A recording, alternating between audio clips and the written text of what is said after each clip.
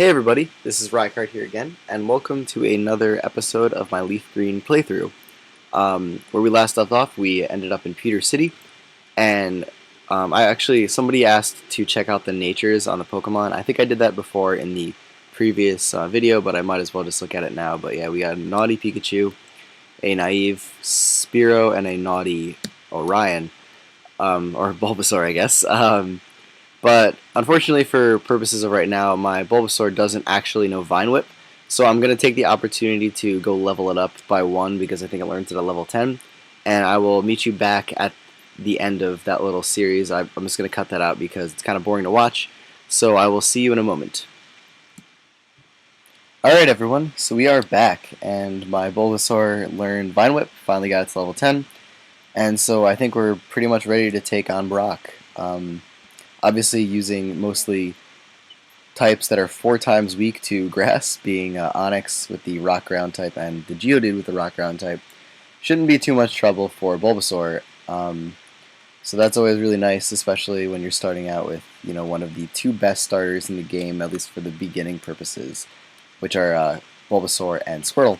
Obviously Charmander is the hardest one to start out with just because the first 2 gyms are just really mean to you in the sense that Charmander's weak to both the rock and water types, being Misty obviously for the second gym, and so it's really easy to start with Bulbasaur, which is probably one of the reasons why I picked it, just because since I am being very specific with the Pokemon that I pick, I would much rather have a Pokemon that starts off pretty easily, and then I'm actually going to take this opportunity to level up Pikachu a bit.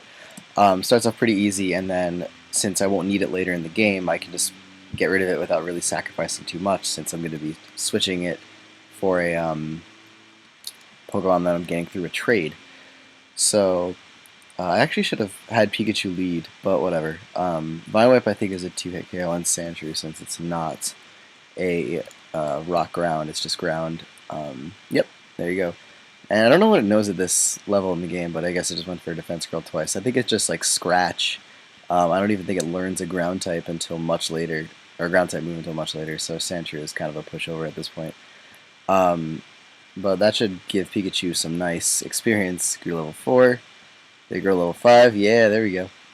That's really nice. And now we're basically on to fight Brock, which is awesome.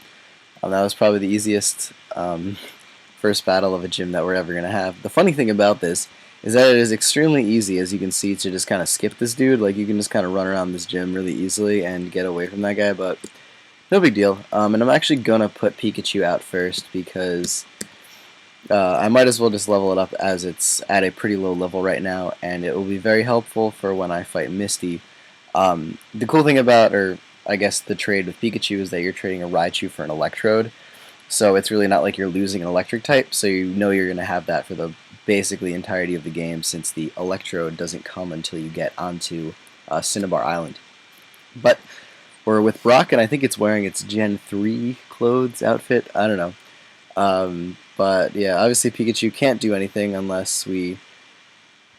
What was that in the show where like it randomly was able to hurt or electric or ground types? Sorry. By going into like a windmill. No, it wasn't a windmill. It was like a watermill type thing. I forget what the name of it. I can't think of what it's actually called. And then like charging it, supercharging it with electric power. I don't know. It was the weirdest thing as a kid. It didn't make any sense.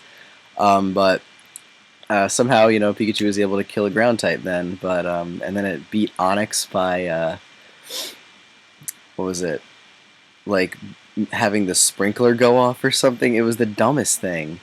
But yeah, that's not going to happen this time around, unfortunately. And it's unfortunate that Grass Knot is in this game, because I would so teach that to Pikachu. Well, it actually wouldn't matter because I'm getting the Electrode anyway.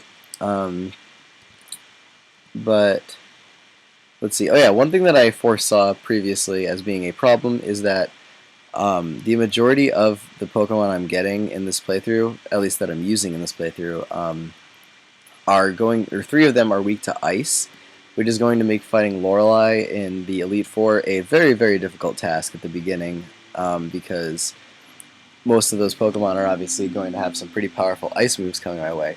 Now, granted, the majority of them are also water types, except for the Jinx, so it won't be too bad, and hopefully the Electrode will be able to handle it at that point. But the funny thing is, and I don't know if this is actually going to happen, but because of the fact that I'm only going to be using traded Pokemon, what Brock is about to say, by the way, we beat him, awesome. What do we get for this? What is it? Which one is it? Rock Tomb. Okay, that's pretty useful. Um, so let me make a suggestion. Go to the gym and cerulean test your abilities. Oops, I keep talking to Maximo. Oh yeah, there's the whole limitation on traded Pokemon thing that applies when we're doing this kind of run through. So that'll be very interesting because it is very, very possible that I might over level one of these Pokemon because it's very easy to level them up when they get boosted experience, you know. And because of that thing, it might actually eventually become a problem because of how the leveling thing works. So hopefully nothing gets too high as I'm doing this, but I guess we'll see. But anyways, that will be it for this episode. Pretty short, but we managed to take down Brock and get our first gym badge, and that's pretty awesome as well. But anyways, that's it for this episode, everyone. So thank you all for watching, and as always, take care and goodbye. I will see you in my next episode.